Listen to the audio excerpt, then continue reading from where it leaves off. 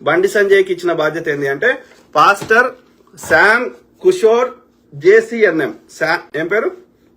Pastor Sam Kishore JCNM. So ఆయనకి బండి సంజయ్కి ఇచ్చిన బాధ్యత అంట. అర్థమైందా? సో ఇది నడుస్తుంది. సో ఈ విధంగా మొత్తం పాస్టర్లను లేపేసి ఆ యొక్క వాళ్ళ హిందూ ఈ భారతదేశాన్ని హిందూ దేశంగా చేయాలి. అంటే చేయాలంటే ఏం చేయాలి? అయితే ఏది హిందుత్వంలో కన్వర్ట్ అయితే కండి, ముస్లిమ్స్ అయినా క్రిస్టియన్స్ అయినా ఎవరైనా. హిందుత్వం కాదు, సనాతన ధర్మంలో కన్వర్ట్ అయితే కండి, కాకపోతే మేము లేపేస్తాం. ఇది వాళ్ళ టార్గెట్. సో భారతదేశము సెక్యులర్ కంట్రీ కాదు, భారతదేశము సనాతన అధర్మ కంట్రీ.